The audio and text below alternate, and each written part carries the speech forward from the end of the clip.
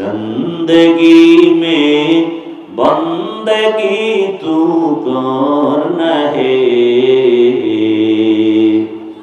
जिंदगी बे बंदगी शर्मिंदा है, जिंदगी बे बंदगी शर्मिंदा है। यहाँ हम सब मुसाफिर दिल ना लगा, अहले दिल की नजर से रूह तरतजा,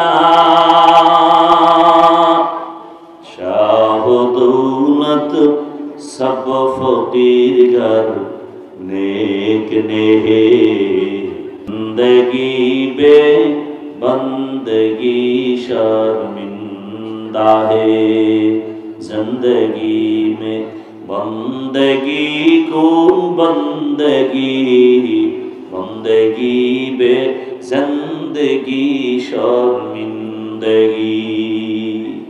भाइरा আমার আয়াত পড়েছিলাম, আল্লাহ বলেন ওয়ামা খালাকতুল জিন্না ওয়াল ইনসা ইল্লা লিয়াবুদুন, আমি মানুষ আর জিনকে সৃষ্টি করি নাই, হ্যাঁ করেছি একমাত্র ইবাদতের জন্য। আল্লাহ ডাইরেক্ট বলতেন, ঘুরাইয়া বললেন কেন? ডাইরেক্টই তো বলতে পারতেন আমি মানুষ ইবাদতের জন্য বানাইলাম। প্রথমে নেতিবাচক আওয়াজ দিলেন, আমি মানুষকে সৃষ্টি করি নাই, হ্যাঁ করেছি ইবাদতের জন্য।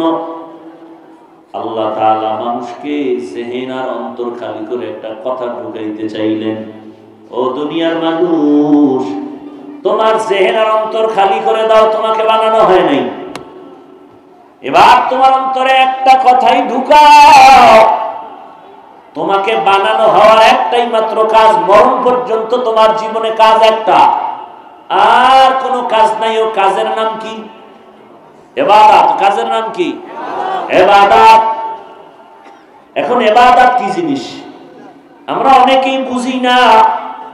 ইবাদত বলতে অনেকে মনে করি মসজিদে যাও, পাগড়ি লাগাও, তাসবিহ হাতে নাও, জিকির করো, তেলাওয়াত করো, ইবাদত শেষ।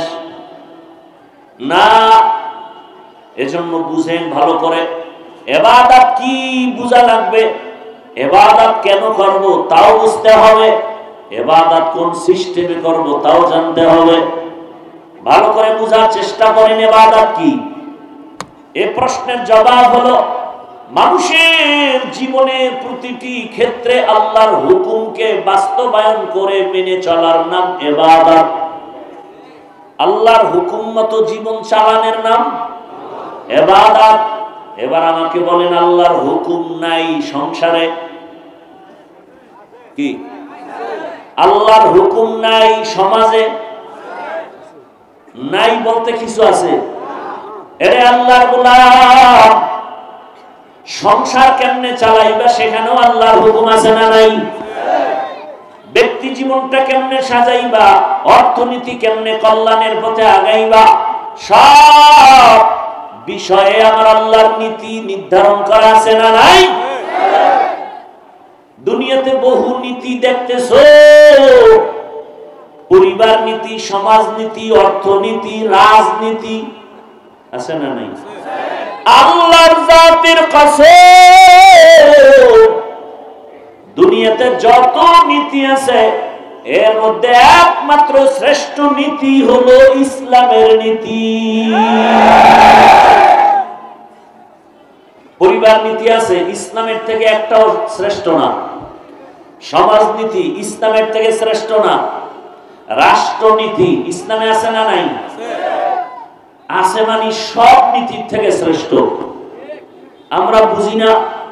অর্থনীতি, ইসলামের অর্থনীতি শ্রেষ্ঠ অর্থনীতি আমরা বুঝি না, জানি না।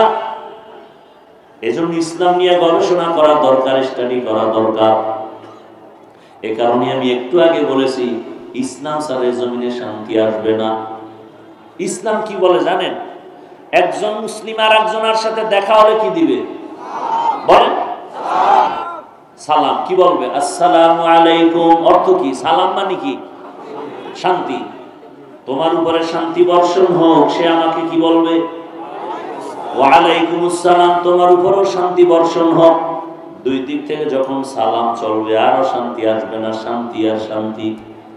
ইসলাম বলে, এই বড়রা ছোটদের মায়ার নজরে দেখো, ও ছোটরা বড়দের শ্রদ্ধা সম্মান করো। আল্লাহর কসম, আমার দেশের সব বড়রা যদি ছোটদেরকে মায়ার নজরে দেখে কোনদিন বেতন মারবে না। কথা বলেন না কেন? গরিবের বেতন মারবে? আবার আমার দেশের সব ছোটরা যদি বড়দেরকে সম্মানের নজরে দেখেন কোনদিন বড়দের সাথে বেয়াদবি করবে না। ইসলাম বলে, কর্মচারী কাজ করে ঘাম ঝরার আগে বেতন দিয়া দাও। কর্মচারীর বেতন যদি আগে দিয়ে দেয়, কর্মচারী খুশি না বেজার? এখানে আর কোনো অশান্তি হবে না, আন্দোলন হবে না, শান্তি। এরে আল্লাহর বান্দারা, ইবাদত হলো আল্লাহর হুকুম জীবনের প্রতিটি পরতে পরতে মেনে চলার নাম ইবাদত। ইবাদত কেন করব? একমাত্র আমার রবের সাথে হবে মুলাকাত, বিনিময়ে পুরস্কার পাবো জান্নাত। ইবাদত কেন করব? রবের মুলাকাত। আমার রব, আমি যার ইবাদত করি, যে আমারে বানাইলেন তিনি আমার রব। আমি কথা বলতেছি আমার রবের হুকুম, আমি ঘুম থেকে উঠি আমার রবের হুকুমে। ওই রবের সাথে আমার মুলাকাত ইবাদতের দ্বারা হবে, বিনিময়ে পুরস্কার পাবো জান্নাত। এবার আসেন, ইবাদত কোন সিস্টেমে হবে? ডাক্তার পরামর্শ দিবে? না না, ইবাদত হওয়ার একটাই মাত্র তরিকা, একটাই মাত্র সিস্টেম, রহমতের নবীর আদর্শ। দুনিয়াতে আল্লাহর কসম যত আদর্শের গান আমরা শুনি, রহমতের নবীর আদর্শের মতো পিওর পবিত্র কোন আদর্শ নাই। ও আমার যুবক, ব্যানার বানাও, ব্যানার।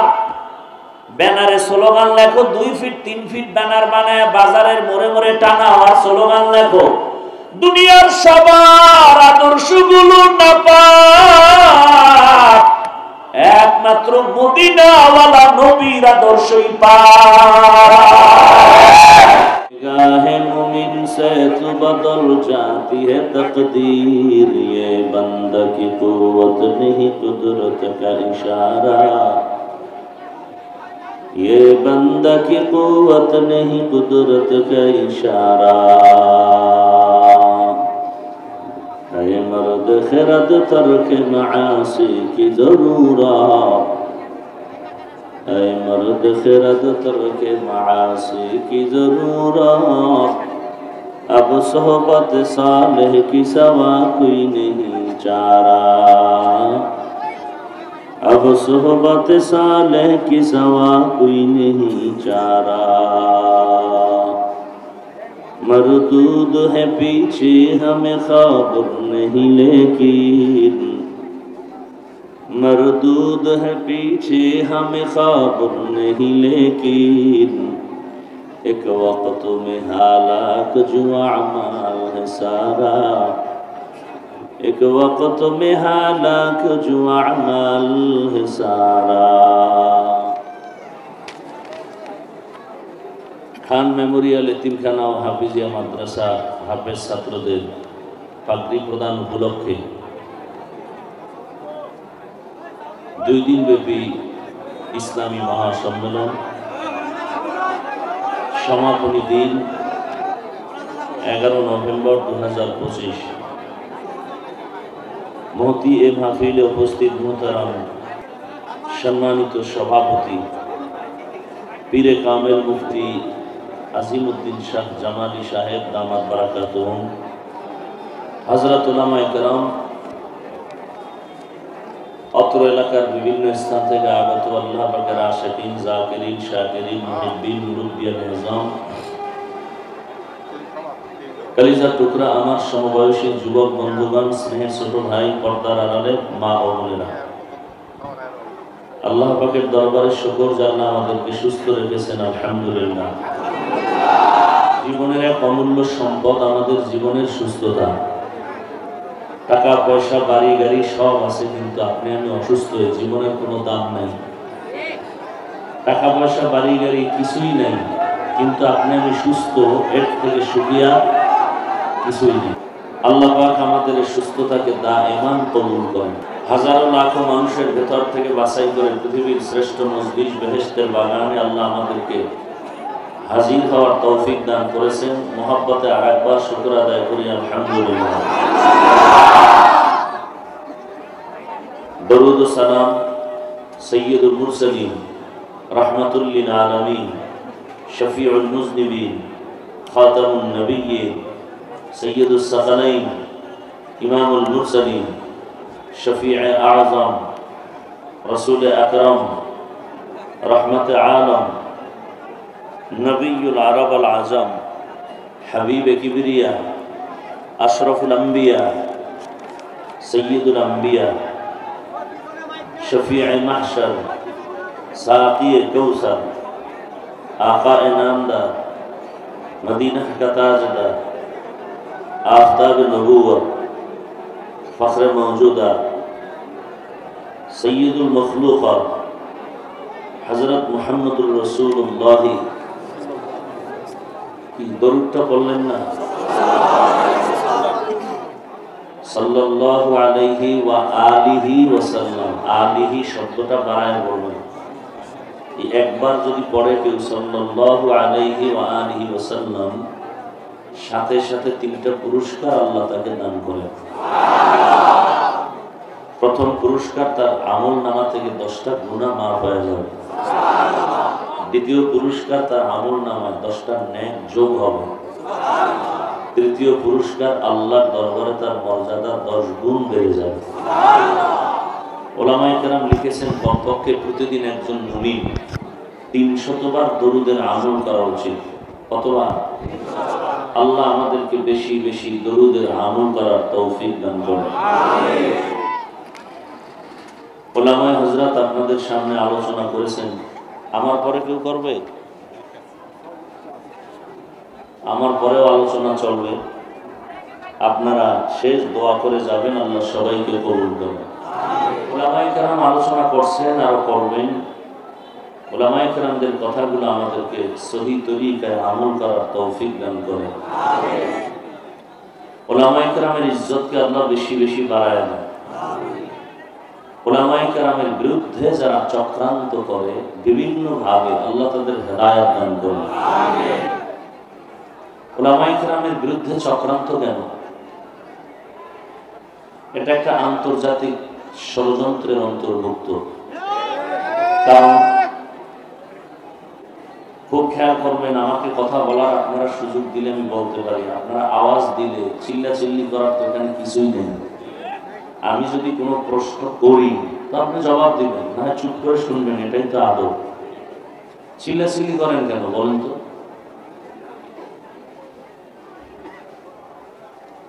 কিছু কথা বলতেছি, একটু খেয়াল করেন, বোঝার চেষ্টা করেন। উলামায়ে কেরামের বিরুদ্ধে এত চক্রান্ত কেন? আলেম কোন দোকানে গিয়ে চাঁদাবাজি করে? করে না। আলেম রাস্তাঘাটে কাউকে মারে? মানুষকে জাহান্নামের পথে ডাকে? আলেমের কারণে আলেমরা কাউকে অশান্তির পথ দেখায়? কাউকে গালি দেয়? তাহলে তাদের বিরুদ্ধে তো চক্রান্ত কেন? এই কথাগুলো একটু খেয়াল করে শুনি। কিয়ামত পর্যন্ত আর 1 সেকেন্ডের জন্য জমিনে রাসূল এসে কথা বলবেন না, বয়ান করবেন না। আপনাদের ধারণা কি রাসূল আসবেন? না। সাহাবায়ে কেরাম আসবেন? না। আউলিয়ায়ে কেরাম যারা চলে গেছেন, আইম্মায়ে কেরাম যারা চলে গেছেন, কেউ আর আসবে না কিয়ামত পর্যন্ত। আমরা জান্নাত চাই, দুনিয়াতেও শান্তি চাই। আমাকে স্পষ্ট আকারে ঈমানের সাথে বলবেন, দুনিয়াতে আমরা শান্তি চাই। এই শান্তির পথ নির্দেশনা ইসলাম, কোরআন, হাদিসে কি আছে? সেই কোরআন হাদিসের মত অনুযায়ী আমাদেরকে দুনিয়াতে শান্তির পথ দেখাবেন এবং পরকালে জান্নাতের পথ দেখাবেন। কোরআন ও হাদিস অনুযায়ী একমাত্র উলামায়ে কেরাম। একমাত্র কারা? উলামায়ে কেরাম, আর কেউ না। ভালো করে খেয়াল করেন, আমাদেরকে শুধু জান্নাতের পথ দেখাবেন এতটুকু না, দুনিয়াতেও শান্তির পথ দেখাবেন? আল্লাহ কোরআনে কি দুনিয়ার শান্তির পথের ঠিকানা নেই? আছে। তাহলে ব্যক্তি জীবনে শান্তি, পরিবারে শান্তি, ব্যবসায় শান্তি, চাকরিতে শান্তি, অর্থনীতি, সমাজনীতি, সব ক্ষেত্রে শান্তির পথ এবং ইসলামের পথ, মানুষের কল্যাণের পথ, জান্নাতের পথের একমাত্র ঠিকানার নাম ইসলাম। ঠিকানার নাম কি? এই ঠিকানা অনুযায়ী আমাদের পথ দেখাবেন একমাত্র উলামায়ে কেরাম। কারা দেখাবেন? উলামায়ে কেরাম। আর কেউ দেখাবেন না, এবং তারা দেখাবেন নিঃস্বার্থভাবে। এই কারণে উলামায়ে কেরাম আসলে কি হবে? উলামায়ে কেরামের কথায় জাতি যদি মানে কি হবে? বলে মানুষ চুরি করবে না, দুর্নীতি করবে না, মানুষের উপরে আক্রমণ করবে না। ইসলাম অনুযায়ী হুজুরেরা বয়ান দিলে আর মানুষ যদি তা মানে, দেশটা বেহেশতের বাগান হবে। আর দেশটা বেহেশতের বাগান হলে চোর ডাকাতের জন্য সমস্যা, দুর্নীতিবাজের জন্য সমস্যা, জালেমের জন্য সমস্যা। এজন্য দুর্নীতিবাজ, চোর, ডাকাত, জালেম, জিনাকার, ধর্ষণকারীরা এরা চায় যে মানুষ যেন আলেমমুখী না হইয়া আমাদের দিকে আসে। কারণ ওদের দিকে নিবে কেমনে? আলেমদের দিকে নিতে তো মানুষের টাকা লাগে না। ধরুন এখানে আপনারা আসছেন, টাকা লাগে? ভাড়া দিয়ে আসছেন, নাস্তাও নাই। ওরা চিন্তা করে মানুষের আমগো দিকে আমি কিভাবে, আলেমদের উল্টা টাকা দিতে হবে, লোভ দেখাতে হবে, নগদ টাকা, বাড়ি, গাড়ি, এই বিভিন্ন কিছু এরা দিতেছে। এরপরেও পারে না, এরপরেও পারে না, এরপরও মানুষ সেদিকে দৌড়ায় কেন? এখন কি করা যায়? তাহলে ভয় দেখাতে হবে, এই হুজুরদের কথা মানলে কিন্তু তোরে জেলখানায় দেব, মামলা দেব। এই দুর্বলের উপরে গায়ের জোরে জুলুম করা, আক্রমণ করার নাম টেরোরিজম। যারা এই জুলুম করে এদের নাম টেরোরিস্ট। বাংলায় বলে যারা দুর্বলের উপরে গায়ের জোরে প্রভাব খাটাইয়া জোর করে, জুলুম করে, এদের কাজটার নাম সন্ত্রাস। কাজটা যারা করে এরা সন্ত্রাসী। কথা বুঝাইতে পারছি? দুনিয়ার সমস্ত সন্ত্রাসের, সন্ত্রাসী কর্মকাণ্ড বন্ধ করার একমাত্র ইসলামের মেডিসিনের নাম জিহাদ। কি নাম? জিহাদের কথা কোরআনে আছে? যদি কেউ জিহাদের কথা না মানে সে তার ঈমান থাকবে? থাকবে না। এই জন্য আলেমদের উপরে এত ষড়যন্ত্র। দেখেন, আলেমের তেমন টাকা পয়সা নাই, বাড়ি নাই, গাড়ি নাই, অস্ত্রও নেই, কিন্তু সব টাকাওয়ালা, বাড়িওয়ালা, অস্ত্রওয়ালারা আলেমদের ভয় পায়। কেন?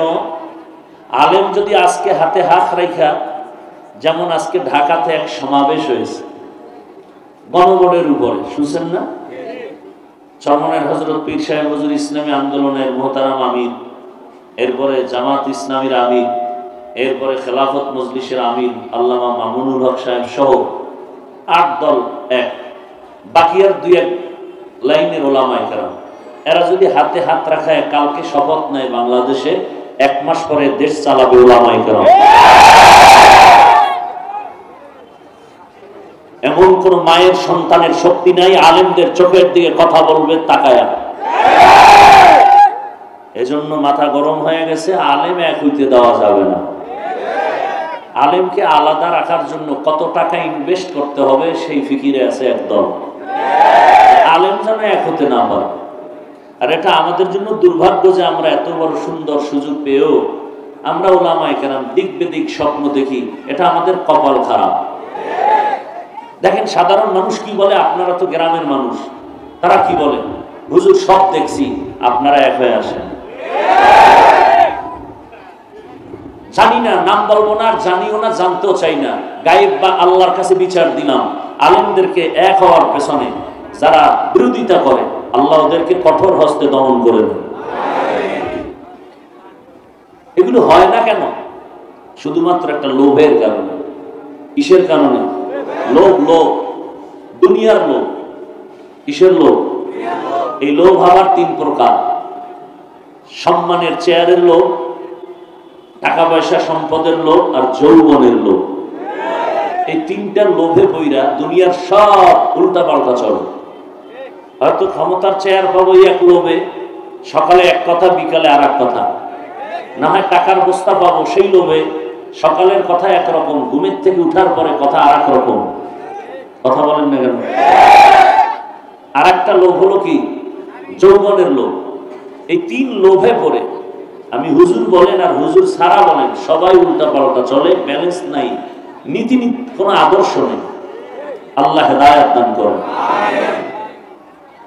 যাই হোক, বেশি বেশি আপনারা দোয়া করতে থাকেন। আর আপনাদের কাছে আমার অনুরোধ থাকবে, দুনিয়া একদিক চলে গেল, অন্তত যদি জানতে পারেন কোন আলেম, সে যে লাইনের হোক, অন্তত যদি শুনেন সে আলেম, অন্তত তার বিরুদ্ধে যাবেন না, তার বিরুদ্ধে কিছু লিখবেন না, আল্লাহর কাছে ছেড়ে দিবেন। বাস ফয়সালা আসমান থেকে আর সে আজিম থেকে চলে আসবে। আপনাদের আলেমের বিরোধিতা করার কোনো সুযোগ নাই, কোনো অধিকার নেই। আল্লাহ বুঝার তৌফিক দান করেন। আমি খুব সংক্ষেপ দু চারটি কথা বলার নিয়তে কোরআনে হাকিমের এক আয়াতে কারিমা তিলাওয়াত করেছি, রাসূলের একটি হাদিস পড়েছি। তরজমাটা বলি, তারপরে কিছু ব্যাখ্যা। আল্লাহ বলেন, ওয়া মা খালাকতুল জিন্না ওয়াল ইনসা ইল্লা লিয়াবুদুন। আমি মানুষ এবং জিন সৃষ্টি করি নাই, হ্যাঁ করেছি একমাত্র ইবাদতের জন্য। নবীজি বলেন, লা তাআতা লি মাখলুকিন ফি মাসিয়াতিল খালিক। আল্লাহকে অসন্তুষ্ট করে পৃথিবীর ভিন্ন কারো হুকুম মানা হারাম। তরজমা শেষ। হাদিসের উপর একটু খেয়াল করেন। নবীজি বলেন, আল্লাহকে অসন্তুষ্ট করে আর কারো হুকুম মানা যাবে না। এটা হাদিসের তরজমা। ব্যাখ্যা কি হবে? ব্যাখ্যা মন করা হবে না। নবীজি, সাহাবায়ে কেরাম, তাবেঈন, তবে তাবেঈন একের ধারাবাহিকতায় যে ব্যাখ্যা শিখে আসছেন, শিখাইতেছেন, আমরা শিখছি, এই ব্যাখ্যাই দিতে হবে, এর মধ্যে বরকত। তাহলে কারো হুকুম মানা যাবে না আল্লাহকে অসন্তুষ্ট করে, এ তরজমা। ব্যাখ্যা কি? বলে আল্লাহকে বেজার করে পীরের কথা মানা যাবে না, হারাম। পীরের কথা মানা। এখন কোন আহমক যদি বলে, হাফিজ সাহেব পীরের কথা মানা যাবে না, এটা কত নাম্বার আয়াতে আছে? এরকমও বোকা মানুষ আছে না নেই? এটা ফিতনা ছড়ায় সমাজের মাঝে। আল্লাহ হেদায়েত দান করুন। মূল ভিত্তি হলো আল্লাহকে বেজার করা করে কাউকে মানা যাবে, এটা মূল ভিত্তি। এবার এর উপরে কিয়াস হবে, অনুমান করে বলতে হবে যে আল্লাহকে বেজার করে মানুষ কার হুকুম মানে, ওখানে আমাকে আঘাত করে করে মানুষের রোগ নির্ণয় করে চিকিৎসা দিতে হবে।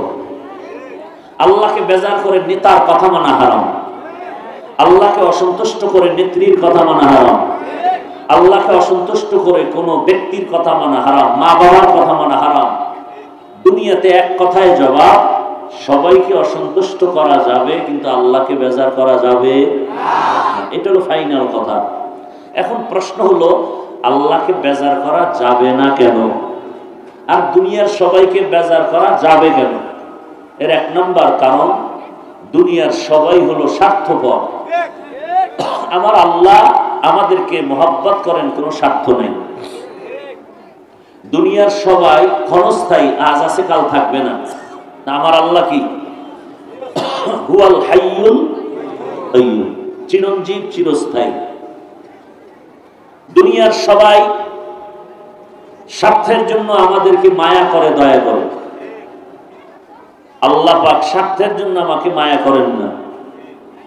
দুনিয়াতে স্বার্থের জন্য মায়া কতটা নিষ্ঠুরতা দেখেন তো। স্বার্থ আমরা বাংলাদেশে দেখেছি যে স্বার্থের শুধু কারণে একটু কষ্ট লাগছে, স্বার্থে আঘাত, মা বাবা পর্যন্ত সন্তানকে হত্যা করেছে। আবার স্বার্থের টানে অনেক সন্তান মা বাবাকে হত্যা করে। স্বার্থের আঘাতে স্ত্রী স্বামীকে হত্যা করে, স্বামী স্ত্রীকে হত্যা করে। বোঝা গেল দুনিয়ার সব স্বার্থপর। আমার আল্লাহর কোনো স্বার্থ নেই। বলছিলাম কিভাবে? আল্লাহ বলেন, দেখ আমি আল্লাহর স্বার্থ থাকবে কেন? আমার কি আলাদা ছেলে মেয়ে আছে? নেই। বরং আমি যা সৃষ্টি করেছি এই সব মখলুকতের মধ্যে মানুষ হলো আমার কাছে বেশি প্রিয়, বড় দামি। ওয়ালাকাদ কাররামনা বানি আদম ওয়া হামালনাহুম ফিল বাররি ওয়াল বাহরি ওয়া রাযাকনাহুম মিনাত তাইয়্যিবাত ওয়া ফাদ্দালনাহুম আলা কাসীরিন মিম্মান খালাকনা তাফদীলা।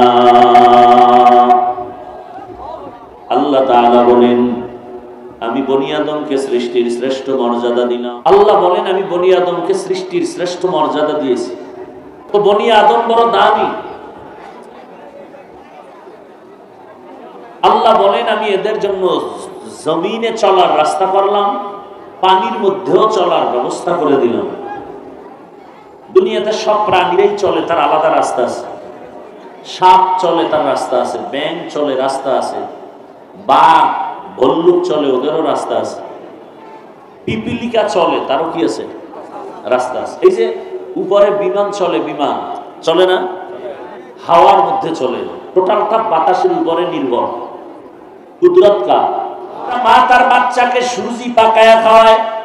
সুজি পাকাইতে চিনি লাগে, দুধ লাগে, লবণ লাগে, আগুন দিয়া জাল দেওয়া লাগে, পানি লাগে, আবার ফ্যানের বাতাস দিয়া ঠান্ডা করে। এরপরে 2-3 চামচ বাচ্চাকে দিয়া 4 ঘন্টা 5 ঘন্টা হয়ে গেলে আর সুজি খাওয়ায় না, ফালায় দেয়। আর আমার আল্লাহ বলে, তাকায় দেখ, তোর মায়ের স্তনে এমন দুধের আয়োজন করলাম, চিনিও লাগবে না, লবণও লাগবে না, পানিও লাগবে না, আগুনে গরম দেওয়াও লাগবে না, ফ্যানের বাতাস দিয়ে ঠান্ডাও করা লাগবে না। 2 বছর পর্যন্ত মায়ের স্তনের দুধ পান করবি, একটা সেকেন্ডের জন্য তোর খানা নষ্ট হবে না। এরে বান্দা, তুই দুনিয়াতে আসতেছ, আসার পরে এখন তোর কান্না ছাড়া কোনো ভাষা নাই। তুই মাকে মা বলে ডাকবি দূরের কথা, তুই মা চিনই না তোর মাকে। কিন্তু আমি আল্লাহ তোর ওই কান্নার আওয়াজের দ্বারা তোর মনের সব আশা পূরণের রাস্তা করে দিলাম। তোর কান্না দিয়ে তুই কখন কি চাও, আমি আল্লাহ তোর মায়ের মধ্যে একটা চুম্বক লাগায় দিলাম, রাডার লাগায় দিলাম। দুনিয়ার কেউ তোর কান্নার ভাষা বুঝে না, শুধু মা বুঝে। তোর কান্না দিয়ে এখন ক্ষুধা লাগছে বলতে পারো না, কিন্তু মা ঠিকই বুঝে ফেলছে তোর কান্না এখন খানা চায়। মা তোরায় তোর কান্না দেখে খানা খাওয়াই দিল। এবার 5 মিনিট বাচ্চা খেলাধুলা করে আবার কান্না শুরু করে ফেলেছে। আব্বা জান কয়, বাচ্চা কাঁদে কেন, খানা দাও। মা বলে, 5 মিনিট আগে খানা দিয়েছি তো, আবার কাঁদে কেন? মা বলে, তুমি বুঝবা না ওর কান্নার ভাষা। এখন ওর কান্নার একমাত্র কারণ ঘুমাতে চায়। বাচ্চা ঘুমের আগে কান্না করে। আল্লাহ বলে, তাকায় দেখ, আমি আল্লাহ কত দয়া করে তোরে বানাইছি। আমি আল্লাহ তোরে দুনিয়াতে পাঠানোর পর দাঁড়াইতে পারো না, দাঁড়াবার ক্ষমতা দিলাম।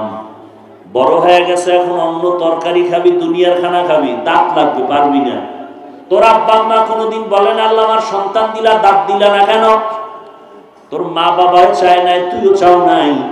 সময় মতো আমি আল্লাহ উপরের পাটিকে বললাম, নিচের দিকে দাঁতগুলো বড় হ। নিচের পাটির দাঁতকে বললাম, উপরের দিকে বাড়তে থাক। উপরের মারির দাঁতগুলো নিচে আসে, নিচের পাটির দাঁত উপরে বাড়ে।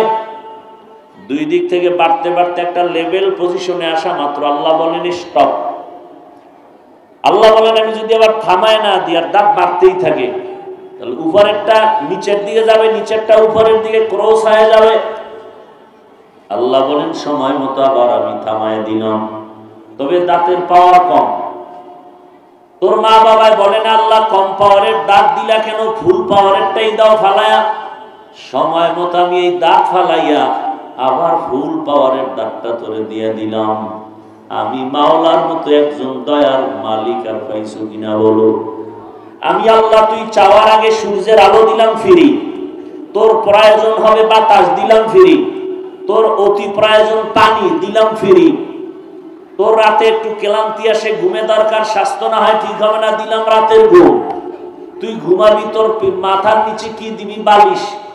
বালিশটা এত সফট হওয়ার জন্য দিলাম তুলা গাছের মধ্যে। এরপরে তোর ক্ষুধা নিবারণের জন্য বানাইলাম খানা, এত ধরনের খানা।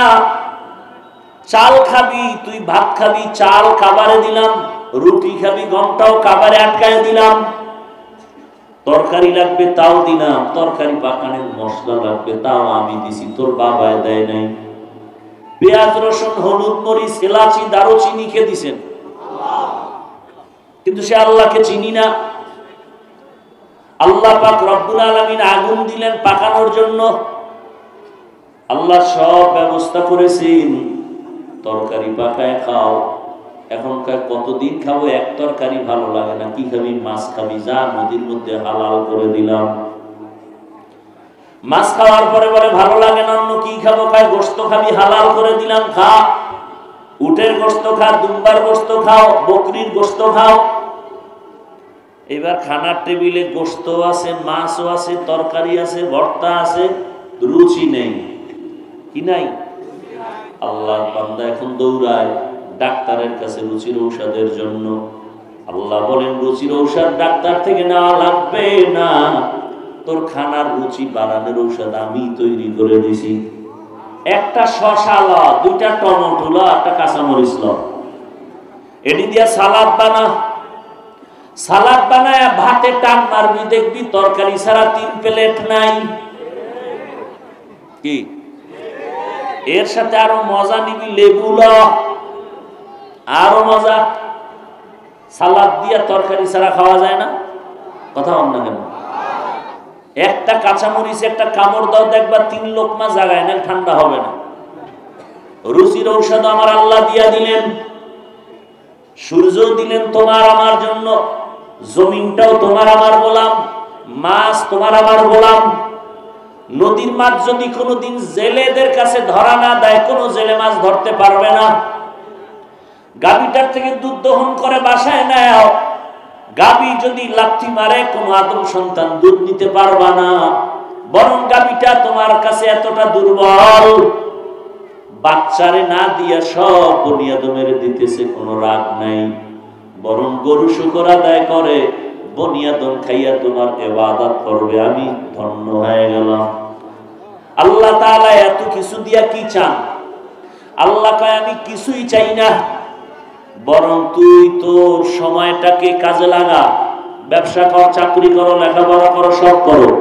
টোটাল 24টা ঘন্টা দিয়া রাত আর দিন সাজায় দিলাম, এর মধ্য থেকে 22 ঘন্টা সময় তুমি তোমার ব্যক্তি কাজে লাগাও। মাত্র 2 ঘন্টা সময় তুমি তোমার কল্যাণে আমার কাছে আমানত রাখো। কয় ঘন্টা? 22 ঘন্টা তোমার, 2 ঘন্টা আল্লাহকে দাও তোমার জন্য, আল্লাহর জন্য না। আল্লাহর কাছে আমানত রাখো, কিয়ামতে পাওয়া। কয় ঘন্টা? ওই 2 ঘন্টা সময় আল্লাহর আদালতে আমানত রাখো, হাসরের ময়দানে পাইবা। তাও কিন্তু একসাথে না। আল্লাহ বলে 2 ঘন্টাও ভাগ করে দিছি, যাতে তোর ব্যবসার ক্ষতি না হয়, তোর চাকরির ক্ষতি না হয়, লেখাপড়ার ক্ষতি না হয়। বলে কেমনে? ফজরের 4 রাকাত নামাজ পড়বি 20 মিনিট, এইবার তোর কাজে তুই চলে যা, দোকানে, অফিসে। আবার যখন জোহর হয়ে যাবে, গোসল করে আবার 10 রাকাত নামাজে 20 মিনিট সময় আমানত রাখ। আবার খানা খাইয়া ব্যবসায় যাও, অফিসে যা। আবার দীর্ঘ টাইম পর আর একটা রেস্ট নিয়ে 4 রাকাত আসরের নামাজে 20 মিনিট সময় দাও। আবার তুমি ব্যক্তিগত কাজে যাও। আবার মাগরিবের 5 রাকাত নামাজে 20 মিনিট আল্লাহর আদালতে আমানত রাখো। আবার তুমি ব্যক্তি কাজে যাও। আবার এশার 9 রাকাত নামাজে তুমি 20 মিনিট আমানত আল্লাহর কাছে দাও। এইবার এশা পরে বাসায় যাও, সন্তানের হক আদায় করো, পরিবারের হক আদায় করো। এরপরে রাতের বেলা ঘুমাও, ঘুম থেকে উঠে আবার ফজরের নামাজ আদায় করো। আমার আল্লাহ কেমন দয়ার মালিক! 5 বেলার নামাজে 20 মিনিট করেও তো 2 ঘন্টা পুরা হয় না। আল্লাহ বলেন এই 2 ঘন্টা যদি তুমি 5 বেলার নামাজে কাজে লাগাও, বাকি 22 ঘন্টা সময় আমি তোমার নেকের পাল্লায় দিয়ে দিব। আতিনা ফি দারে দুনিয়া না হাসান آتنا في دار عقبانا حسن يا غياث المستغيثين اهدنا لافتخار بالعلوم والغنى দুনিয়ার সবাইকে বেজার করা যাবে, আমার আল্লাহকে বেজার করিও না। কিন্তু আমরা তো পদে পদে আল্লাহকে বেজার করে চলি। পর্দা করলে আমার আল্লাহ খুশি, আত্মীয় স্বজন বেজার। আমরা আত্মীয়কে খুশি করার জন্য পর্দা লঙ্ঘন করি, আল্লাহ বেজার হয়। হোক একজনে কয় পরে তওবা করে ঠিক হয়ে যাব, কপালে আর তওবা নসিব হয় না, আজরাইলের সাথে মোলাকাত হয়ে যায়। এতক্ষণ আলোচনার দ্বারা কি বুঝলেন? দুনিয়াতে মা বাপ ভাই বোন দুনিয়াতে যত আপন দেখেন, এরা কি নিঃস্বার্থ না স্বার্থপর? নিঃস্বার্থ আপনকে। আমার আল্লাহ যদি স্বার্থপর হইতেন তাহলে দুনিয়ায় যারা আল্লাহ মানে না এক ঢোক পানি পান করার সুযোগ দিতেন না। আমার আল্লাহ বলেন আমার কোনো স্বার্থ নাই, যে কারণে মুমিন যেই রাস্তায় চলে বেঈমান সেই রাস্তায় চলে, কোনো বাধা দেই না। মুমিন যেই গাছের ফল খায় বেঈমানরাও সেই গাছের ফল খায়, বাধা নাই। কেন? আমি স্বার্থপর না। মুমিন যেই নদীর মাছ খাওয়ার স্বাধীনতা পায় বেঈমানরাও সেই মাছ খাবে, স্বাধীনতা দিলাম। কিন্তু ফলাফলের গলায় দেখা যাবে কারা জান্নাতি কারা জাহান্নামী। जिंदगी में बंदगी तू करना है, जिंदगी में बंदगी तू करना है, जिंदगी में बंदगी शर्मिंदा है, जिंदगी बे बंदगी शर्मिंदा है। यहाँ हम सब मुसाफिर दिल न लगा, अहले दिल की नजर से रूह करता जा, यहाँ हम सब मुसाफिर दिल ना लगा, अहले दिल की नजर से रूह करता जा, शाह दौलत सब फकीर घर नेक ने है, शाह दौलत सब फकीर घर नेक नहीं, जिंदगी में बंदगी तू करना है, जिंदगी में बंदगी तू करना है,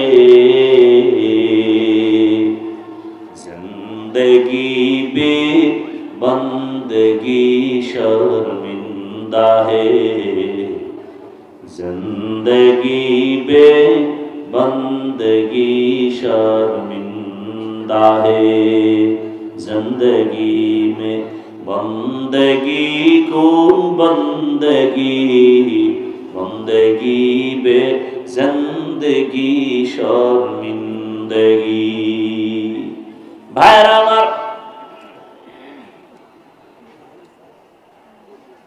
আয়াত পড়েছিলাম, আল্লাহ বলেন ওয়ামা খালাকতুল জিন্না ওয়াল ইনসা ইল্লা লিয়াবুদুন,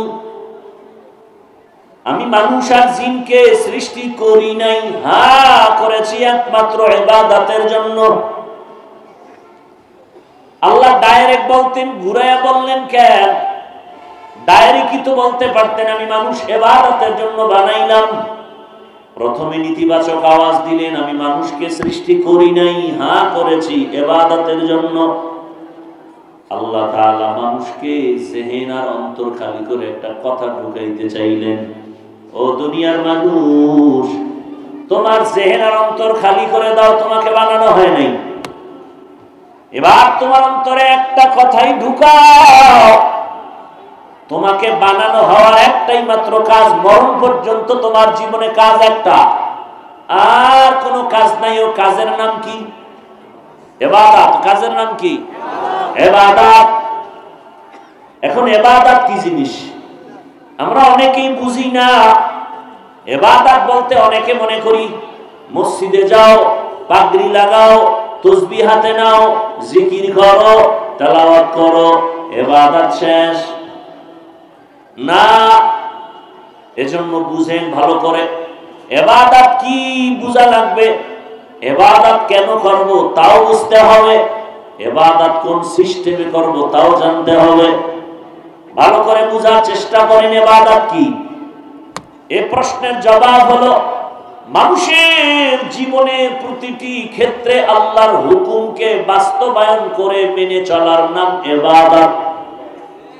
আল্লাহর হুকুম মতো জীবন চালানোর নাম ইবাদত। এবার আমাকে বলেন, আল্লাহর হুকুম নাই সংসারে কি? আল্লাহর হুকুম নাই সমাজে? নাই বলতে কিছু আছে।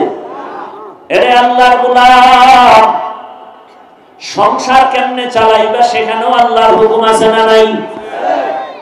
ব্যক্তি জীবনটা কেমনে সাজাইবা, অর্থনীতি কেমনে কল্যাণের পথে আগাইবা, সব বিষয়ে আমার আল্লাহর নীতি নির্ধারণ করা আছে না নাই?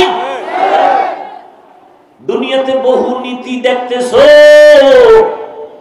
পরিবার নীতি, সমাজ নীতি, অর্থনীতি, রাজনীতি আছে না নাই? আল্লাহর জাতের কসম, দুনিয়াতে যত নীতি আছে এর মধ্যে একমাত্র শ্রেষ্ঠ নীতি হলো ইসলামের নীতি। পরিবার নীতি আছে, ইসলামের থেকে একটাও শ্রেষ্ঠ না। সমাজনীতি ইসলামের থেকে শ্রেষ্ঠ না। রাষ্ট্রনীতি ইসলামে আছে না নাই? আছে, মানে সব নীতির থেকে শ্রেষ্ঠ।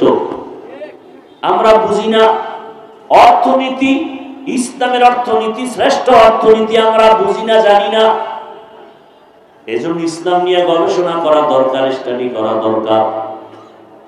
এ কারণে আমি একটু আগে বলেছি, ইসলাম ছাড়া জমিনে শান্তি আসবে না। ইসলাম কি বলে জানেন? একজন মুসলিম আর একজনের সাথে দেখা হলে কি দিবে? বলেন সালাম। কি বলবে? আসসালামু আলাইকুম। অর্থ কি? সালাম মানে কি? শান্তি। তোমার উপরে শান্তি বর্ষণ হোক। সে আমাকে কি বলবে? ওয়া আলাইকুমুস সালাম। তোমার উপরও শান্তি বর্ষণ হোক। দুই দিক থেকে যখন সালাম চলবে আরো শান্তি আসবে না? শান্তি আর শান্তি। ইসলাম বলে, এই বড়রা ছোটদের মায়ার নজরে দেখো, ও ছোটরা বড়দের শ্রদ্ধা সম্মান করো। আল্লাহর কসম, আমার দেশের সব বড়রা যদি ছোটদেরকে মায়ার নজরে দেখে কোনদিন বেতন মারবে না। কথা বলেন না কেন? গরিবের বেতন মারবে? আবার আমার দেশের সব ছোটরা যদি বড়দেরকে সম্মানের নজরে দেখেন কোনদিন বড়দের সাথে বেয়াদবি করবে না। ইসলাম বলে, কর্মচারী কাজ করে ঘাম ঝরার আগে বেতন দিয়া দাও। কর্মচারীর বেতন যদি আগে দিয়ে দেয়, কর্মচারী খুশি না বেজার? এখানে আর কোনো অশান্তি হবে না, আন্দোলন হবে না, শান্তি। এরে আল্লাহর বান্দারা, ইবাদত হলো আল্লাহর হুকুম জীবনের প্রতিটি পরতে পরতে মেনে চলার নাম ইবাদত। ইবাদত কেন করব? একমাত্র আমার রবের সাথে হবে মুলাকাত, বিনিময় পুরস্কার পাবো জান্নাত। ইবাদত কেন করব? রবের মুলাকাত। আমার রব, আমি যার ইবাদত করি, যে আমারে বানাইলেন তিনি আমার রব। আমি কথা বলতেছি আমার রবের হুকুম, আমি ঘুম থেকে উঠি আমার রবের হুকুমে। ওই রবের সাথে আমার মুলাকাত ইবাদতের দ্বারা হবে, বিনিময় পুরস্কার পাবো জান্নাত। এবার আসেন, ইবাদত কোন সিস্টেমে হবে? ডাক্তার পরামর্শ দিবে? না না, ইবাদত হওয়ার একটাই মাত্র তরিকা, একটাই মাত্র সিস্টেম, রহমতের নবীর আদর্শ। দুনিয়াতে আল্লাহর কসম, যত আদর্শের গান আমরা শুনি, রহমতের নবীর আদর্শের মতো পিওর পবিত্র কোন আদর্শ নাই। ও আমার যুবক, ব্যানার বানাও, ব্যানার, ব্যানারে স্লোগান লেখো, 2 ফিট 3 ফিট ব্যানার বানায় বাজারের মোড়ে মোড়ে টানা আর স্লোগান লেখো। দুনিয়ার সবার আদর্শগুলো নাপাক, একমাত্র মদিনাওয়ালা নবীর আদর্শই পাক। দুনিয়াওয়ালাদের আদর্শ পাক না নাপাক? কেন নাপাক? খায় নাপাক, ওর বডি নাপাক, চোখ নাপাক, অন্তর নাপাক। যে সারা রাত মোবাইলে গুনাহ দেখে, ওর চোখ পাক। যে জবান দিয়ে গীবত করে, মিথ্যা বলে, গালি দেয়, তার জবান পাক। যার অন্তরে কল্পনা অন্যের ক্ষতি করবে, তার অন্তর নাপাক। আবার জাহিরি ভাবে 3 বেলা খাইয়াও যারা বিড়ি টানে, মদ পান করে, এদের পুরা বডি নাপাক হয়ে আছে। প্রস্রাব করে পানি লয় না, এরকম নাই কেউ? এগো জিন্দেগি চরিত্র সুন্দর না? হ্যাঁ, আল্লাহ হেদায়েত দান করেন। লঙ্গির ভিতরে গোবর লাগছে, গোবর, গোবর চিনেননি? লঙ্গিতে গোবর লাগার পরে পাকনা না পাক? পাক করার জন্য কি লাগবে? একজনে খুঁজতেছে পানি কই পাই, অচেনা পথ।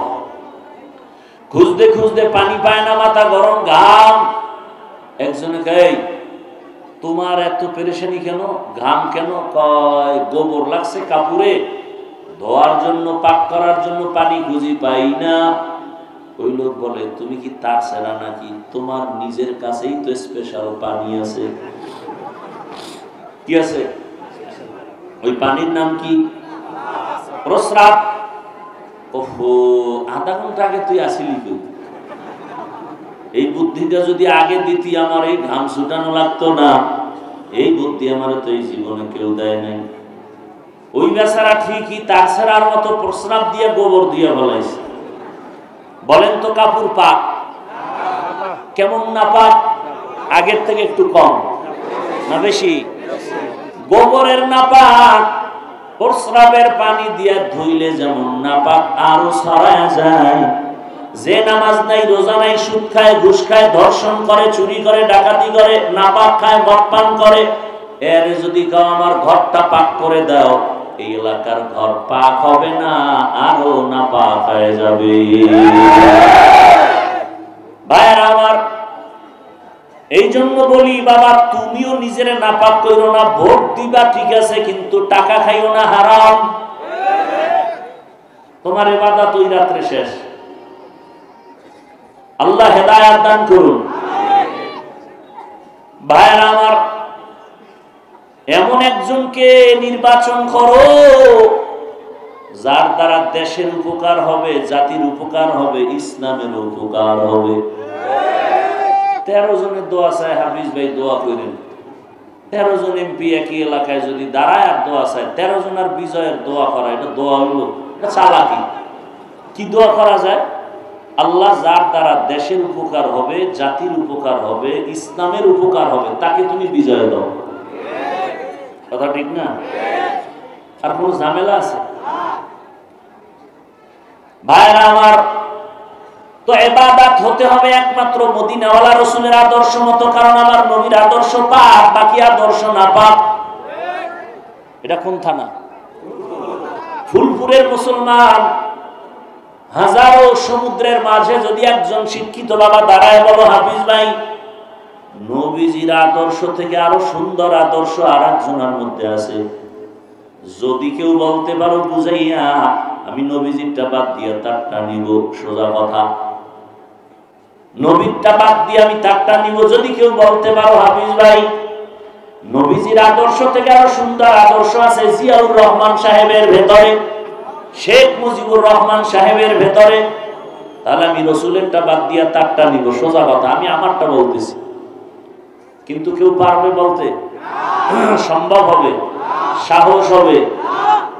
দুনিয়াতে আরো বহু আদর্শ, আব্রাহাম লিঙ্কনের গণতন্ত্র, মাও সেতুনের আদর্শ, লেনিনের আদর্শ, কার্ল মার্ক্সের আদর্শ, প্লেটোর আদর্শ, এক কথায় জবাব, দুনিয়ার সব আদর্শ না পাক, মদিনাওয়ালা রাসূলের আদর্শই পাক। নবীর আদর্শের মধ্যে গালি নাই, নবীর আদর্শে গীবত নাই, নবীর আদর্শে কোনো মিথ্যা বলার সুযোগ নাই। এ কারণে রহমতের নবী জীবনে কোনোদিন ভুলেও মিথ্যা বলেন নাই। নবী কাউকে গালি দেন নাই, হাজারো গালি নবী শুনছেন, জবাব দেন নাই। নবী এত দামি, চোখ দুইটা গরম করে কারো দিকে তাকান নাই। এত সুন্দর আদর্শের নবী আমার, তার আদর্শ যখন মক্কাওয়ালারা পেয়ে গেল, এদের দাম বেড়ে গেল। আল্লাহ লিস্টি পাঠায়, কয় ও জিবরাইল, নবীর লিস্টি দিয়ে দাও, এই লিস্টির মধ্যে যাদের নাম আছে এরা বিনা হিসাবে জান্নাতি। ও ফুলপুরের মুসলমান বাবারা, আমার যুবক, পর্দার আড়ালের মা বোনেরা, বৃদ্ধ বাবাজিরা, বিনয়ের সাথে বলবো, আমার রাসূলের আদর্শ মাথায় লাগাও। নবীর আদর্শের মালা গলায় লাগায় ডাক্তার হও, দেখবা সম্মান বেড়ে যাবে।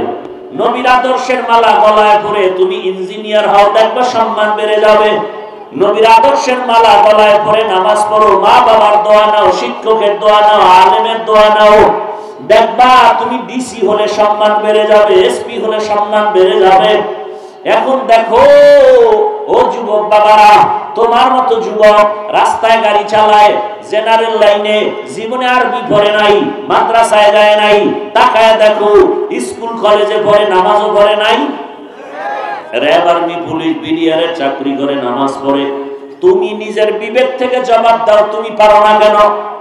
তোমার কপাল কেন খারাপ? তোমার মতো যুবক র্যাব, আর্মি, পুলিশ, বিডিআরের চাকরি করিয়াও নামাজ পড়ে, শ্রমিকের কাজ করে নামাজ পড়ে, কৃষি কাজ করে নামাজ পড়ে, নদীর মধ্যে মাছ ধরে নামাজ পড়ে, বলো তুমি পারো না কেন? তোমার কপালে কার বদদোয়া লাগাইছো বলো রে বাবা? ব্যবসা করে তোমার মতো জেনারেল মানুষ, নামাজ ছাড়ে না, চাকরি করে নামাজ ছাড়ে না, নাই? তুমি কেন পারো না রে বাবা? কিসের অভাব? কি কারণে বলো? তোমার চোখের সামনে আমরা টুপি লাগায়া চলি, দাড়ি রাখলাম, নামাজ পড়ি, পর্দা করি, হালাল খাই, গালি দেই না, পায়ে ধরে ধরে বুঝাই, বলো তোমার চোখের সামনে নবীর আদর্শ মানার কারণে আমরা কি অসম্মানে আছি? না খাইয়া মরে গেছি? না না, ইতিহাস ভুলে যাইও না, করোনার কথা ভুলে যেও না। স্কুল বন্ধ, কলেজ বন্ধ, চাকরি বন্ধ, ফ্যাক্টরি বন্ধ, গাড়ি বন্ধ, ব্যবসা বন্ধ, একটা কোরআনওয়ালা মাদ্রাসাও বন্ধ হয় নাই। চোখের সামনে দেখছো, মানো না কেন রে বাবা? আমি তো বলি না সব মাদ্রাসায় যাও, আমি তো বলি না তাবলীগ না করলে জাহান্নামী, আমি তো বলি না তুমি চরমনাই না গেলে জাহান্নামী, আমি বলি তুমি ডাক্তার হও, ইঞ্জিনিয়ার হও, প্রফেসর হও, তুমি একজন কলামিস্ট হও, ওসি ডিসিএসপি হও, চেয়ারম্যান এমপি হও, তবে নবীর আদর্শের মালা গলায় লাগাও, নামাজ পড়ো, মানুষের সাথে ভালো ব্যবহার করো, মানুষের উপরে জুলুম করবা না, মা বাবার সাথে বেয়াদবি করবা না, শিক্ষকের সাথে বেয়াদবি করবা না, ওলামায়ে কেরামের সাথে বেয়াদবি করবা না। দেখবা তুমি ডাক্তার হলেও সম্মান, ইঞ্জিনিয়ার হলেও সম্মান, এসপি হলেও সম্মান, চেয়ারম্যান হলেও সম্মান। আর বেয়াদবি করিয়া যদি ডাক্তার হও, তাসলিমা নাসরিনের মতো জুতা খেয়ে দেশ থেকে পালাতে হবে। অতএব অনুরোধ করে বলবো রে বাবা, নবীর আদর্শের মালা গলায় লাগাও। ও পর্দার আড়ালের আম্মা জান বোনেরা, এই এলাকায় আপনার মতো কত মা কত বোন এখনো আছে বেপর্দায় চলে না, নামাজ ছাড়ে না, মোবাইলে সময় নষ্ট করে না। আম্মা জানের আপনারা কেন পারবেন না? মনে মনে তওবা করেন, আল্লাহকে বলেন, ও দয়ার মালিক, জীবনে আর বেপর্দায় চলবো না, নামাজ ছাড়বো না, মোবাইলে সময় নষ্ট করবো না। ও আমার যুবক বাবারা তওবা করো, বৃদ্ধ বাবাজিরা তওবা করেন। আপনার মতো কত বুড়ারা লাঠি নিয়ে মসজিদে গিয়ে 5 বেলার নামাজ পড়ে, আপনি কেন পারেন না? আল্লাহর কাছে মনে মনে তওবা করেন, হে আল্লাহ, জীবনে তো গুনাহ কম করি নাই। ও যুবক, মনে আশা লাগছে পার্কে যাবা গেছো, কারো বাধা মানো নাই, মনে শখ আসছে আশা পূরণের জন্য কত রাত নামাজ ছাড়লা, কত রাত মোবাইল চালাইলা, কতবার দাড়ি কাটলা, এখনো কি আশা পূরণ হয় নাই? আর কতবার পার্কে গেলে তোমার আশা পূরণ হবে? আর কত রাত মোবাইল চালাইলে তোমার আশা পূরণ হবে? আর কতবার দাড়ি কাটলে তোমার আশা পূরণ হবে? আর কতদিন নামাজ বাদ দিলে বলো তোমার আশা পূরণ হবে? আর কতবার পার্কে পার্কে দৌড়াইলে আশা পূরণ হবে? এবং এটাও বলো তোমার হায়াতের বাকি আছে কয়দিন? চোখের সামনে লাশ, পানির নিচে যুবকের লাশ, গাড়ির নিচে যুবকের লাশ, বাইকের নিচে যুবকের লাশ, ঘুমের বিছানায় যুবকের লাশ। এই ঘুমের মধ্যে কি কেউ মরে না? যুবক যদি চিন্তা করতি আমি যে ঘুমাইতেছি, যদি আর না উঠি, আজরাইল যদি এসে যায়, এই চিন্তা করে যদি যুবক ঘুমাইতি, জীবনে গানের তার কানের মধ্যে লাগায় ঘুমাইতে পারত না রে বাবা। হেদায়েতের মালিক আমার আল্লাহ, এখনো সময় আছে, তওবা করো। মা বাবার সাথে বেয়াদবি করিও না, কপাল পুড়ে যাবে। শিক্ষকের সাথে বেয়াদবি করিও না, মরার আগে কপাল পুড়ে যাবে। আলেম ওলামার সাথে বেয়াদবি করিও না, মরার আগেই ধ্বংস শুরু হয়ে যাবে। এখনো সময় আছে, মনে মনে আমার আল্লাহকে ডাকো আর তওবা করো। আল্লাহকে বলো, হে মালিক, এই ময়দানে গুনাহ নিয়ে ঢুকছি, কত গুনাহ জীবনে করলাম, হাতের গুনাহ, চোখের গুনাহ, জবানের দ্বারা গুনাহ। ও আল্লাহ, আমার গুনার খবর আমার মা বাবা আপনজন কেউ জানে না, জানলে ভালো নজরে দেখতো না। ও আল্লাহ, তুমি কত দয়ার মালিক, আমার গুনার খবর জানছো, দেখছো, তারপর রাগ করে পানি বন্ধ করো নাই, খানা বন্ধ করো নাই, সম্মানের চেয়ার থেকে ফেলে দাও নাই। আজকে থেকে তওবা করে নিলাম। রহমহুমা কামা রাব্বায়ানি সগীরা। আল্লাহুম্মা ইন্নাকা আফুউন কারীম তুহিব্বুল আফওয়া ফাআফু আন্না। اللهم إنا نسألك رضاك والجنة ونعوذ بك من سخطك والنار. اللهم إنا نعوذ بك من البرص والجنون والجذام وسيء الأسقام. اللهم إنا نسألك علما نافعا ورزقا واسعا وشفاء من كل داء. اللهم ارحمني بترك المعاصي. اللهم ارحمني بترك المعاصي. اللهم ارحمني بترك المعاصي. ইয়া আল্লাহ, মাহফিল কবুল করে নেন, আয়োজনকারী, সহযোগিতাকারী, দান সদকাকারীদের কবুল করে নেন। আয় আল্লাহ, এই মাহফিলের বরকতে এলাকায় শান্তি দান করেন, ব্যবসায়ীদের ব্যবসায় বরকত বাড়ায় দেন, মা বোনদের কবুল করে নেন। আয় আল্লাহ, আবেদা পর্দাওয়ালা বানায় দেন, সন্তানগুলো নেককার বানায় দেন। আয় আল্লাহ, যারা লেখাপড়া করে পরীক্ষার্থী কামিয়াবি দান করেন। আমার কলিজার যুবকদের কবুল করে নেন, মোবাইলের গুনাহ থেকে হেফাজত করেন। আয় আল্লাহ তাআলা, সারা দুনিয়ায় শান্তি দান করেন, মুসলমানের হেফাজত করেন। আয় আল্লাহ, প্রবাসীদেরকে হেফাজত করেন, বাংলাদেশ ইসলামের জন্য কবুল করে নেন। ওলামায়ে কেরামদের এক বানায় দেন। আয় আল্লাহ, বাতিলের মোকাবেলায় বিজয় দান করেন, মুখালিফের মুওয়াফিক বানায় দেন, জাহেরি বাতিনি দুশমনের মোকাবেলায় বিজয় দান করেন। আয় আল্লাহ, সুন্নাতওয়ালা জীবন দান করেন, নবীজির রওজা বাইতুল্লাহ জিয়ারতের জন্য কবুল করে নেন। আয় আল্লাহ, ইলম ও হিলম ও হিকমত আমলে বরকত বাড়ায় দেন, উলামা তোলাবা উম্মতের অন্তরে ইজ্জত মুহাব্বত রহব বাড়ায় দেন, আওয়াজে কথায় রুহানিয়াত স্পষ্টতা রহব বাড়ায় দেন। আয় আল্লাহ, মুখালিফের মুওয়াফিক বানায় দেন, মুহিব্বিন মুতাআল্লিকিন যারা তাদের দিলের নেক আশা পূরণ করে দেন। আয় আল্লাহ তাআলা, মরণ পর্যন্ত ইখলাসের সাথে খেদমতের জন্য কবুল করে নেন, সারা দুনিয়ায় খেদমতের জন্য কবুল করে নেন, মাদ্রাসাগুলো কবুল করে নেন, মসজিদগুলো কবুল করে নেন, আসাতায়ে কেরামদের কবুল করে নেন, তালিবুল ইলমদের কবুল করে নেন। আয় আল্লাহ, দায়িত্বশীল যারা খাদেম সবাইকে কবুল করে নেন। আয় আল্লাহ, হালাল বরকতি রিজিক দান করেন, অভাব দূর করে দেন, ঋণ আদায়ের ব্যবস্থা করে দেন। আয় আল্লাহ, রিয়া হাসাদ কিবির দূর করে তাকওয়া দান করেন, ইলম ও হিকমত আমলে বরকত বাড়ায়া দেন। আয় আল্লাহ শক্তি সাহস হিম্মত বাড়ায়া দেন। আয় আল্লাহ তাআলা মেহেরবানি করে নবীজির সুন্নাত অনুযায়ী চলার তৌফিক দান করেন। আয় আল্লাহ ঘরে ঘরে সুন্নতের আমল চালু করে দেন।